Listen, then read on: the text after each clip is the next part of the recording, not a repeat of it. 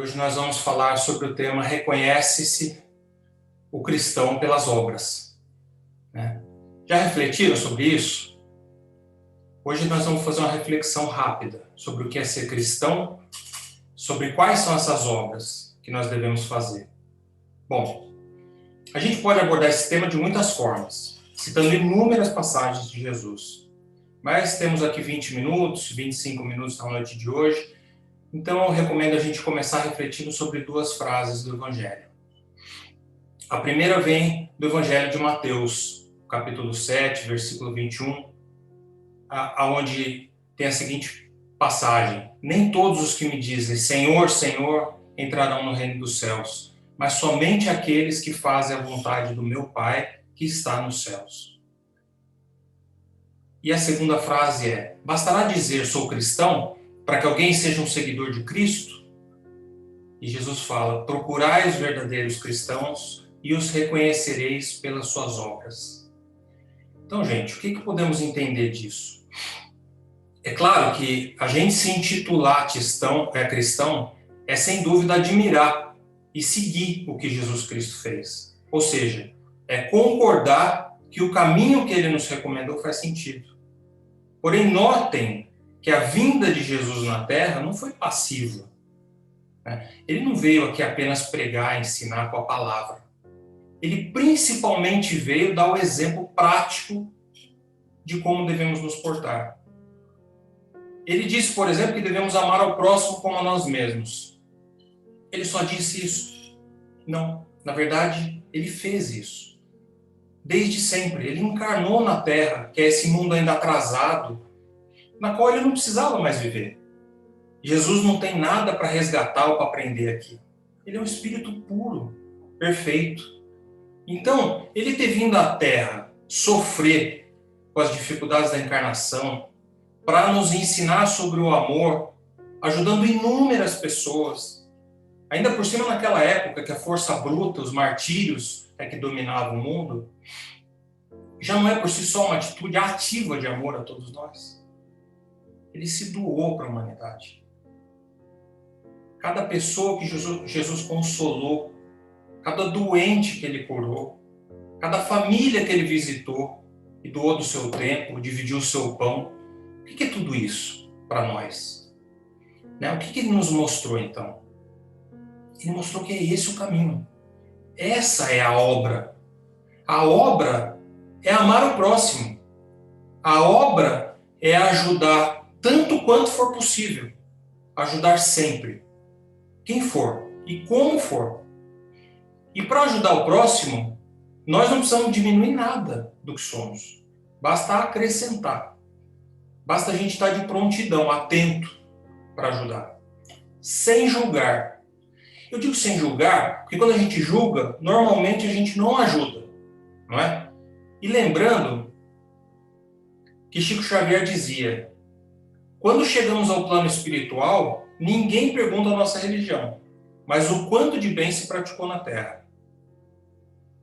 E o André Luiz disse: levante todos aqueles que estiverem caídos ao seu redor. Você não sabe onde os seus pés tropeçarão. Então não critique quem cair. É claro que é uma reflexão aqui, e a gente sabe que a vida não é fácil para nenhum de nós, né? Então qual que é a forma? Se a gente pensar bem, talvez a fórmula de ter uma vida abençoada, talvez seja a fé mais o merecimento seja igual a essa vida abençoada. Fé mais o merecimento igual a uma vida abençoada. Mas vamos analisar um pouquinho esses três pilares dessa forma. Ter fé, ter merecimento, para ter um caminho de bênçãos. O que é a fé? A gente pode explicar a fé de diversas maneiras, mas vamos olhar de uma maneira um pouco mais racional hoje. Talvez o primeiro ponto da fé seja aceitarmos que nós somos criatura. Nós não somos o Criador. Por que não somos o Criador? Porque nós não somos capazes de criar vida. Muito menos de dar inteligência a qualquer ser vivo. Então, existe uma inteligência muito maior do que a nossa que nos criou. E que criou todo o universo. Esse nós chamamos de Deus.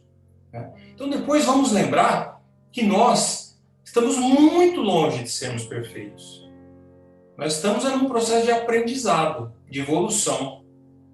E assim como numa escola, o aprendizado vem no momento certo, quando nós estamos maduros para aprender. Não vem antes. Então, as coisas que a gente passa aqui na vida, na Terra, estão ligadas ao nosso momento de aprendizado. Por isso que é difícil. Nada acontece por acaso. As provações e o trabalho no bem aparecem quando nós estamos prontos. As dificuldades são duras provas, né, pra gente. Mas elas aceleram o nosso aprendizado, elas resgatam erros nossos do passado e elas ainda aumentam a nossa capacidade de empatia, porque inevitavelmente a gente aprende a sentir o que o outro sente. Aliás, é essa empatia pelo nosso semelhante que nos leva a agir com mais misericórdia. Nos leva a ver menos os nossos problemas e a praticar mais a caridade, ajudando o próximo como gostaríamos que nos ajudassem. Quando nós estendemos a mão pelo outro, aquele que tem mais problema que nós, os nossos problemas diminuem de tamanho, já repararam? Isso tudo faz parte da fé, esse entendimento da vida. Então, por fim, é parte da fé nós mantermos o nosso pensamento e energia equilibrados através da oração, sintonizando com Deus. Foi como Jesus sugeriu. Então, isso é ter fé. Primeiro, entendimento da vida. Aceitarmos que nós não estamos aqui ao simples acaso. E lembrar que nós devemos nos sintonizar com o Criador para nos mantermos serenos na caminhada. Então eu disse lá atrás que a fé, mais o merecimento, pode nos levar a um caminho de bênçãos. Nós falamos um pouco da fé. Vamos pensar agora um pouco sobre merecimento. Como que um aluno tem merecimento enquanto ele é estudante? Se comportando bem na sala de aula, participando com boa vontade, indo bem nas provas, certo? Pois é. Aqui na Terra, nós somos os alunos. Só que a nossa principal matéria é aprender a amar. Amar a Deus, amar ao próximo e amar a nós mesmos. E amar requer ação. Não é uma palavra da boca para fora. Não é boa noite, né? Dizer boa noite, te amo, e depois brigar o dia inteiro, isso não é amar. Amar requer ação. O amor colocado em prática chama caridade. É isso. Caridade é o amor em exercício. Então, para termos merecimento, precisamos praticar caridade. Em todas as formas possíveis, todos os dias, sempre que alguém surgir no seu caminho precisando de ajuda. Uma vez eu estava na cidade andando com meu pai e eu nem lembro qual era a situação exatamente, mas ele me disse, tinha um pedinte na rua e ele me disse, sempre que alguém te pedir ajuda, ajude e esqueça. Foi essa a frase dele. Ajude e esqueça. Se você ficar julgando, provavelmente você não vai ajudar. Então, se alguém está te pedindo ajuda, ajude e esqueça. Esse é o primeiro passo. Até o dia que a gente consiga ajudar o outro, mesmo quando ele não pede ajuda. Mas ajude e esqueça. Ajuda pode ser uma conversa entre amigos ou não, mas mostrando caminhos, possibilidades. Ajuda pode ser uma oração por alguém que você conhece, ou por alguém que você não conhece, por alguém que você cruzou na rua e percebeu que ele ou ela ali precisa da sua ajuda. Ajuda pode ser uma esmola, um pouco de dinheiro, ou um prato de comida, né? E vamos fazer um parêntese aqui. Por que a gente não gosta de dar esmola? Vocês já refletiram sobre isso? Por que a gente julga tanto as pessoas? A verdade é essa. A gente olha para a pessoa e fala, podia estar trabalhando, é jovem. Será que é vagabundo? O duro é que a gente não consegue se imaginar no lugar do outro, porque a gente não consegue imaginar o que a gente não conhece. É difícil se colocar no lugar do outro. Nós não sabemos o que é deitar numa cama fria de inverno, sem coberta, dormir no chão, ou não ter o que comer. Hoje eu tive olhando um site que chama Worldometers. Ele é um site de estatísticas global, né, mundial. Cita dados diversos. Somente nesse ano de 2021, ou seja, de janeiro até julho, até hoje, quase 6 milhões de pessoas morreram. Sabe de quê? 6 milhões de pessoas morreram de fome. E nós estamos no meio do ano só. Esse número ainda vai dobrar. Se estima que nós temos quase 10% da população global subnutrida no mundo. Então, olha, gente, se alguém aqui está procurando uma forma de ajudar alguém, já encontrou. Nós temos muito a ajudar. Muitas oportunidades. Bom, ajudar também pode ser ajudar um amigo a arrumar uma entrevista de emprego, nessa época tão difícil, pós-pandemia. Pode ser dizer coisas boas de alguém, principalmente se alguém está falando mal dessa pessoa. Nós, como cristãos, devemos dizer as coisas boas das pessoas. Ajudar pode ser idealizar e construir uma obra de caridade. Pode ser visitar um asilo. Pode ser ter mais paciência com o jovem ou mais respeito com o velho. Ponto importante é que ajudar os outros e ter merecimento não é uma competição. Quem faz mais, quem faz menos. Ou quem aparece mais, quem aparece menos.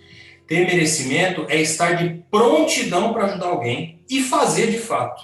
Sempre que for necessário. Sempre que a oportunidade aparecer. Então, amigos, se nós temos fé, nós entendemos que estamos aqui na Terra para evoluir. Se nós somos merecedores, praticamos o bem, então teremos um caminho de bênçãos. E atenção, hein? Caminho de bênçãos não significa ausência de problemas nem de dificuldades, não é isso. Significa termos mais ajuda dos amigos espirituais que nos protegem no dia a dia. Eles que trazem intuição útil para quem está sintonizado com o bem. A frase é: reconhece-se o cristão pelas obras. Se o exemplo de Jesus ainda é muito distante para nós, ainda assim, a gente pode ficar mais atento no dia a dia. Atento ao vizinho, que pode estar precisando de ajuda, ao colega de trabalho, ao pedinte de rua. Ajude quem puder, quem você puder. De noite, antes de rezar e agradecer pelo seu dia, pedir proteção para a noite, pense bem se não deixou de passar por alguém e ajudar. Será que alguma chance de ajudar alguém não ficou para trás? Tenha pedido ajuda ou não, tanto faz. Mas pense se ajudou todos que podia. Nós falamos sobre a necessidade de ter fé, entendimento da vida, também falamos sobre merecimento, com a necessidade de ajudarmos o próximo, mas ainda faltou a gente falar sobre um aspecto importante, para realmente nós nos considerarmos cristãos. Não faltou? E o perdão? Eu pergunto isso porque nós estamos falando sobre seguir Jesus como modelo de vida, certo? Qual foi o último ensinamento dele? Quando ele estava sendo crucificado, com inúmeras dores, sofrimento físico. Lembra? Ele estava morrendo na cruz. E ele diz: Pai, perdoa-os, pois não sabem o que fazem. E ele mostrou que devemos perdoar em diversas passagens na vida. Lembra quando Pedro, numa ocasião, se aproximou de Jesus e perguntou: Senhor, quantas vezes deverei perdoar a meu irmão quando ele pecar contra mim? Até 7 vezes? E Jesus disse: eu digo a você, não até 7, mas até 70 vezes 7. E na passagem também que ele trouxeram a mulher adúltera, e era costume, lei na época, que as mulheres nessa situação fossem apedrejadas, e Jesus disse, aglomeraram as pessoas em volta dele, perguntando o que fazer com ela. Ele disse: quem dentre vós não tiver pecado, que atire a primeira pedra. E todos foram embora. E você perdoa? Será que nós perdoamos? Essa é uma boa pergunta para nos fazermos. Porque tem gente que pensa que o perdão é de gente fraca, gente medrosa, gente boba. Será que a pessoa que perdoa demonstra realmente fraqueza de caráter? Eu tenho certeza que não. Jesus viveu o perdão incondicional. Ele não tinha nenhuma fraqueza de caráter. Jesus compreendia a nossa natureza inatrasada. Ele sabia que nós erraríamos. E ao invés de criticar ou de se encher de raiva, ele apenas deu um bom exemplo. Ajudou todos que pôde e nos ensinou o caminho do bem.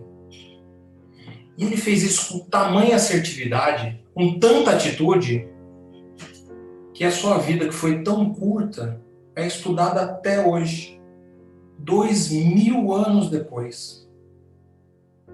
E nós ainda estamos aqui, encarnando e desencarnando, cometendo as mesmas falhas.